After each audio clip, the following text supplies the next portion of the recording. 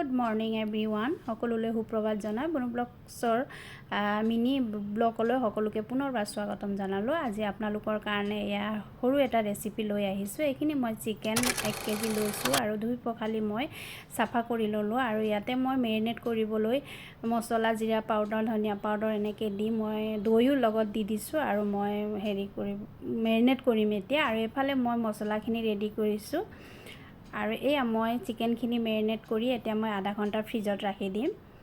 আৰু এইফালে হৈছে কেৰাহীটো বহাই ল'লোঁ, তেলখিনি গৰম হ'ল আৰু লগতে গোটা জিৰা দি দিলোঁ আৰু মই তেজপাত, শুকান জলকীয়া আৰু ইলাচি আৰু লঙৰ কেইটামান ফুটা দি দিছোঁ আৰু লগতে পিঁয়াজখিনি দি ল'লোঁ। এইখিনি অলপ মই ভাজি মেলি অলপ ৰঙচুৱা হোৱাৰ পিছত মই বিলাহীখিনি এনেকৈ দি দিলোঁ। মই আজি মিক্সিত পেষ্ট কৰা নাই, লগতে হালধিও দি দিলোঁ, লগতে আদা নহৰু পেষ্টটো দি দিছোঁ, লগতে নিমখ অকণমান জোখমতে দি ল'লোঁ। এইখিনি মই অলপ ভাজি ল'ম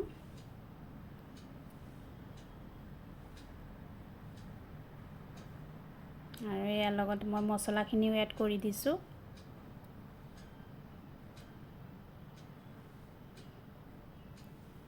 আৰু এয়া মোৰ মছলাখিনি তৈয়াৰ হৈ গ'ল আৰু লগতে মই মেৰিনেট কৰা চিকেনখিনি দি দিলোঁ আৰু এয়া চিকেনখিনি।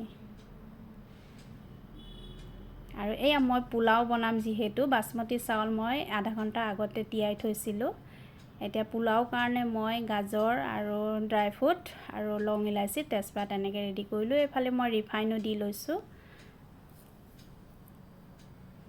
আৰু মই ড্ৰাই ফ্ৰুটকেইটা প্ৰথমে দি লৈছোঁ, তেজপাত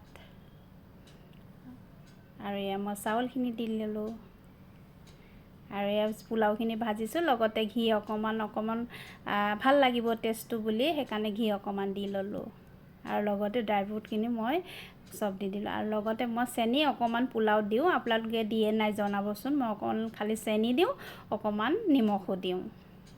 কিছুমানে নিমখ নিদিয়াকৈও বনাব পাৰি। এয়া মোৰ চিকেনখিনি হৈ আছে হওঁ অৱস্থা, সেইকাৰণে মই ওপৰৰ পৰা গৰম মছলা অকণমান এড কৰি দিছোঁ আৰু ফাইনেলি মোৰ চিকেন হৈ গ'ল আৰু ওপৰৰ পৰা ধনিয়া পাত কেইখিলামান মই ছটিয়াই দিলোঁ আৰু ফাইনেলি মোৰ চিকেন পোলাও আজি হৈ গ'ল। এয়া পোলাও বনালোঁ, চিকেন পোলাওৰ লগত আছে আমৰ আচাৰ আৰু পিঁয়াজ এডোখৰ আৰু নেমু এটা। তো ভিডিঅ'টো চাই কেনেকুৱা পালে নিশ্চয় জনাব। আজিলৈ আহোঁ, বাই বাই।